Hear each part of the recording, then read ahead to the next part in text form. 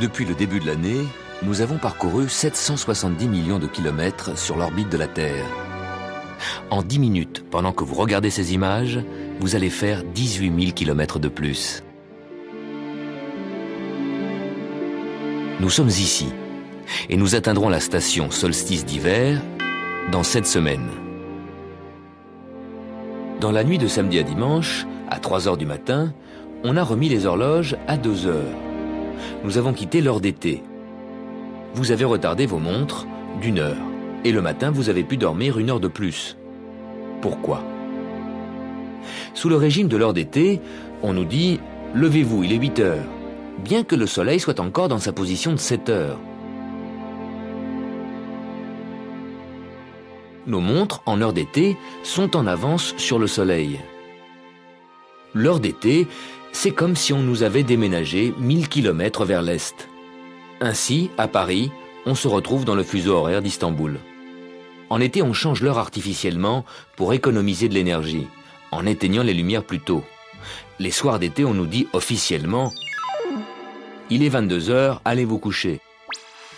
Alors que la Terre, par rapport au Soleil, est encore dans sa position de 21 heures.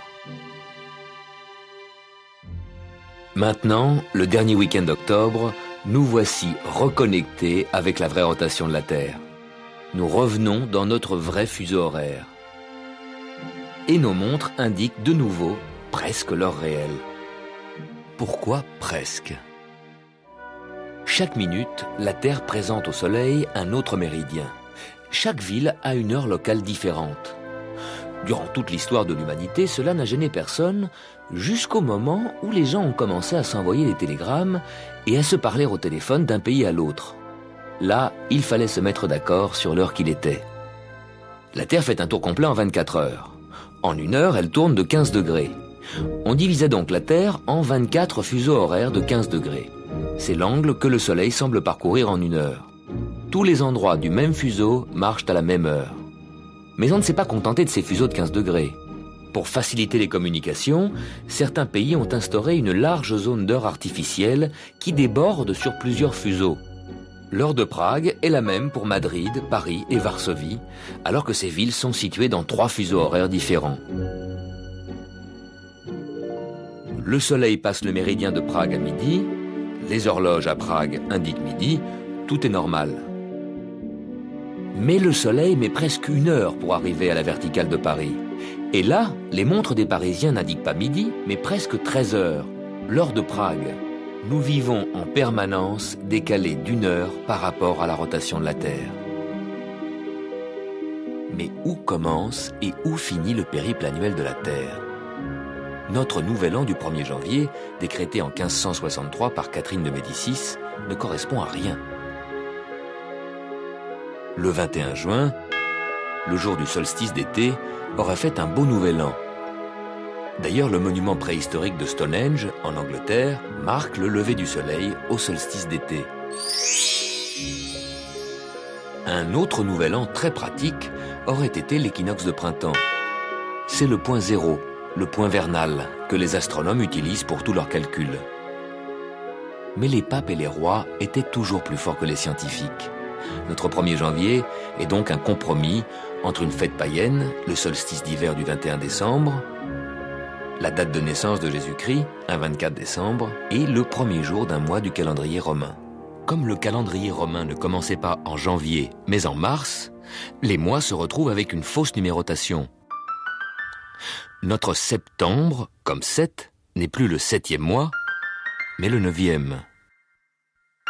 Novembre, comme 9, n'est plus le 9e mois, mais le 11e. Et décembre, comme 10, n'est plus le 10e mois, mais le 12e. Tout ça n'a pas fait dévier la Terre de son orbite.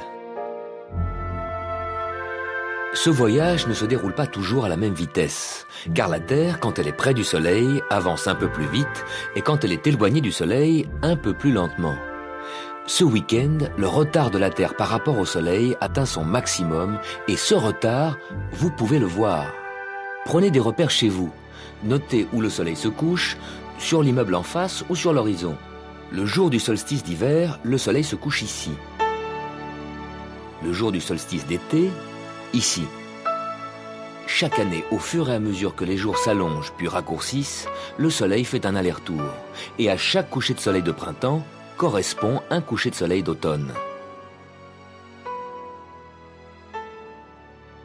À l'équinoxe de printemps, le Soleil se couche ici, à 20 h.